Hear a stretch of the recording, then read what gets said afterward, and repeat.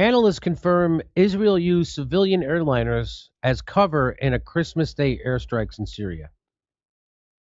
This is from Minpress News. And the guy who wrote this is Philip M. Geraldine. He's a former CIA guy. He's one of the good CIA guys, so you don't really hear much about him. He's one of the CIA guys who tells you the truth about how screwed up our foreign policy is. He tells you about how Israel were doing their bidding. So you're not going to see him a lot on the TV. So this is from that article. It says, as has become the normal practice, Christmas Day's air raid by Israel directed against targets near Damascus was largely ignored by the U.S. media, as it was. I didn't know about it. Did you know Israel bombed Damascus on Christmas? Nope. Either did I. Either did I. But I did know about a Russian troll who did a meme on Christmas. On Christmas. Fortunately, the Syrian Arab Air Defense Forces made the decision to delay the deployment. So you see the problem with this, right? You see why this is a bad idea. So if you come in and you're using civilian airliners as cover for your military airliners, so the radar you're then putting those civilian airlines at risk of being shot down. That's like when they go, oh well, the Palestinians, they put their bombs in a school, that kind of stuff, right? So that's what this is. So fortunately, the Syrian Arab Air Defense Forces made the decision to delay the deployment of surface-to-air missiles and electronic jamming to prevent a tragedy. And air control was able to divert one of the passenger jets landing at Damascus to the reserve military airport in Kinimim in southern Latakia. Syrian anti-aircraft crews did manage to intercept and shoot down 14 of the 16 incoming missiles that were launched by 6 Israeli F-16 warplanes using U.S.-made GPS-guided GBU-39 small-diameter bombs.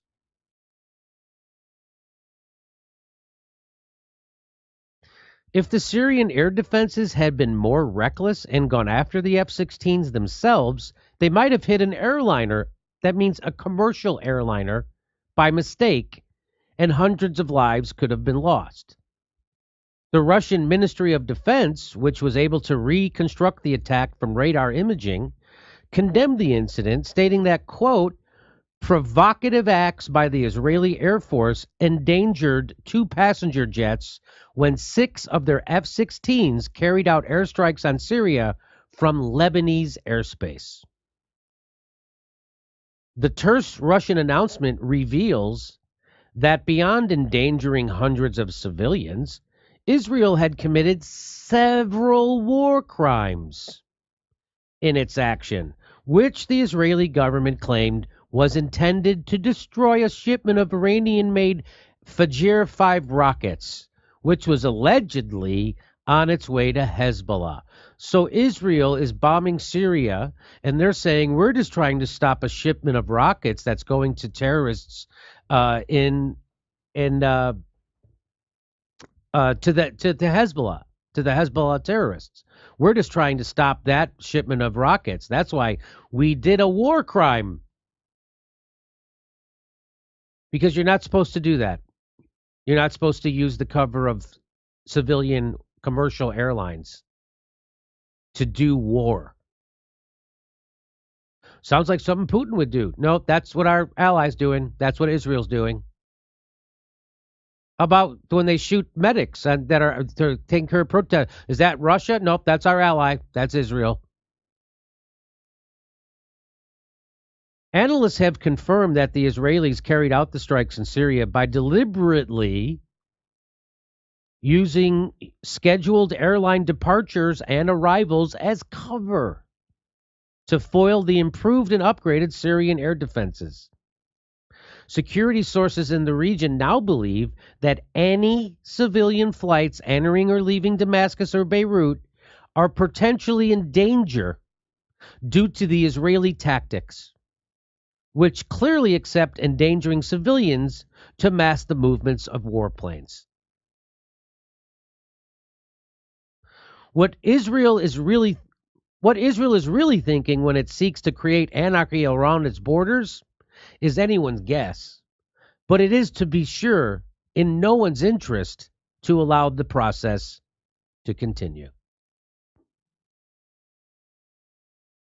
So that's what our allies doing war crimes, illegal war maneuvers, endangering commercial airliners so they could do war.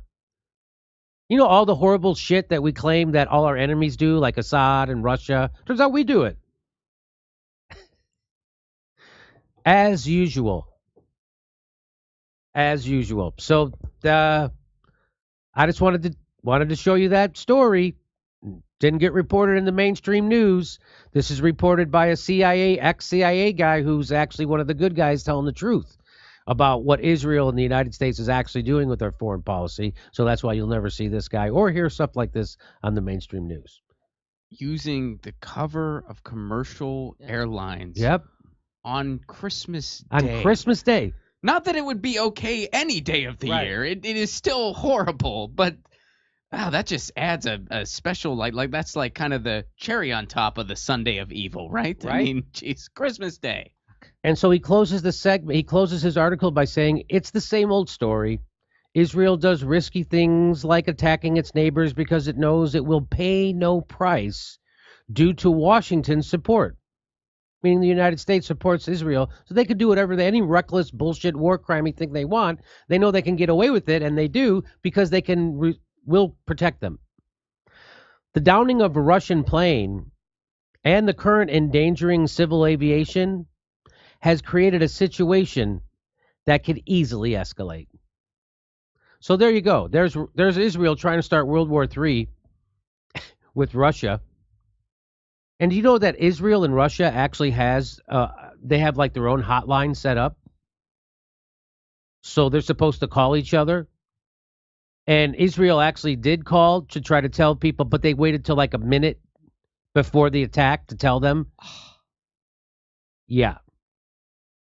So Israel really out of line in many different ways in the story, as usual. And again, it's not the Israeli people, it's their horrible government led by Benjamin Netanyahu.